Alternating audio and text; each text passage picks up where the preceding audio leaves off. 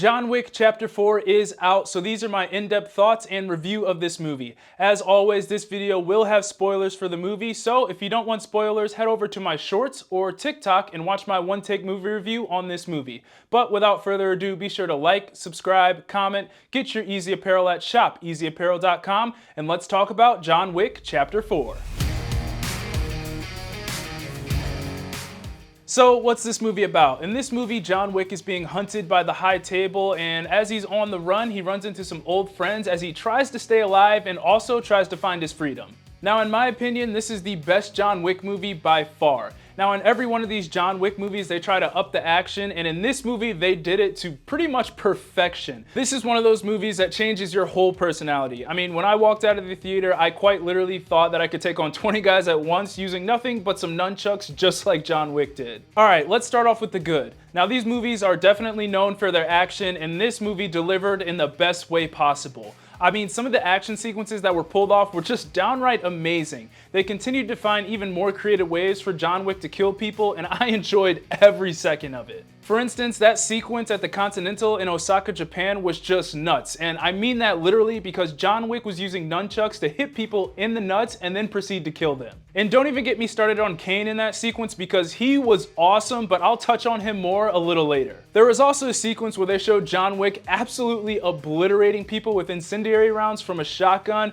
and oh my gosh, this is probably my favorite sequence of the whole movie. I mean, the whole thing in general reminded me of the 8-bit video game where you have that like top-down look of everything. And I was just sitting there in the theater watching this sequence, just like a lot of the other action sequences in the movie, wondering how in the world they pulled that off. I could go on and on about how great the action is in this movie. I mean, I could probably make a whole nother video on it because we still have the nightclub scene and when he's fighting up the stairs at the end of the movie. I mean, that was just freaking mind-blowing and awesome all by itself. But hey, that would make this video probably about 2 hours long, so I'm gonna go on to the next thing I like. Now, this franchise isn't known for its storytelling, but in this movie, the story was pretty good. This is essentially about John Wick finding peace and dying as the loving husband he believes himself to be instead of what everyone else thought him to be. The story was very personal for everyone involved as each character had their own motives which were all very solid. And as the movie wrapped up, everything came to an end very well. I thought John Wick's ending was good, but I don't think he's 100% dead. I mean, we never saw a body, so I'm not gonna believe it till I see a body. Plus, we got that little ominous statement from Winston saying, "Who knows where John Wick is," at the end of the movie. So, in my mind, I don't think John Wick is dead quite yet. I loved each and every one of these side characters. As I said before, they all had their own motives for being there, which made them all pretty interesting. I really liked Tracker, aka Mr. Nobody. He was one of those characters where you weren't sure which side he was on, which made me want to know more about him. He fit into this movie really well, and he was just a cool character overall. And don't even get me started on his dog because I think his dog deserves an Oscar if a dog could get an Oscar.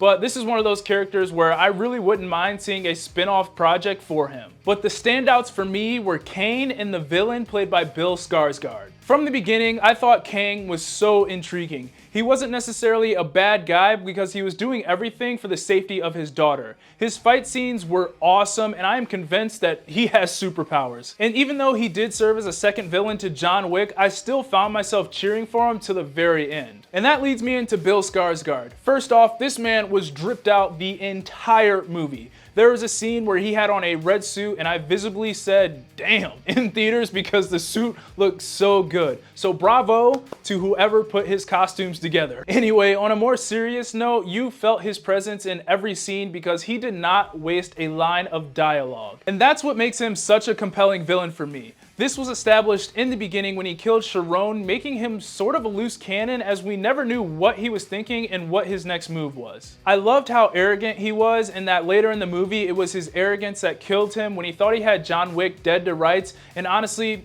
that's your first mistake. You thought you could kill John Wick, and we all know by now that's just impossible.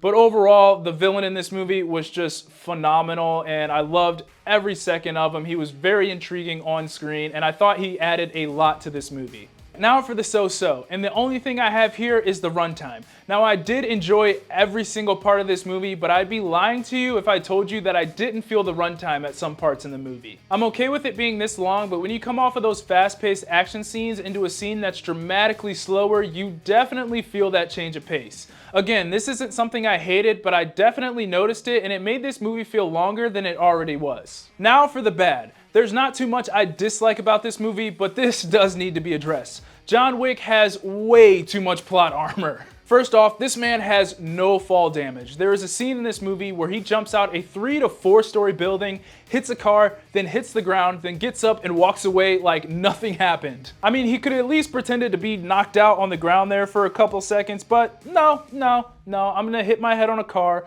from 3 to 4 stories up and get up and go about my merry way.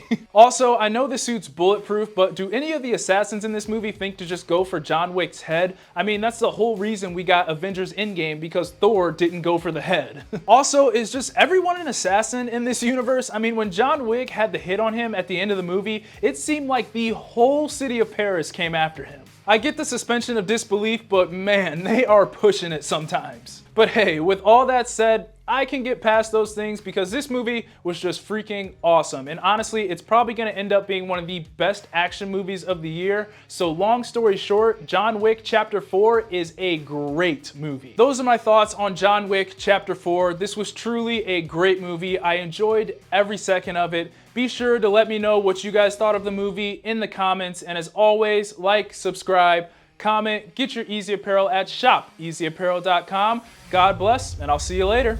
Peace.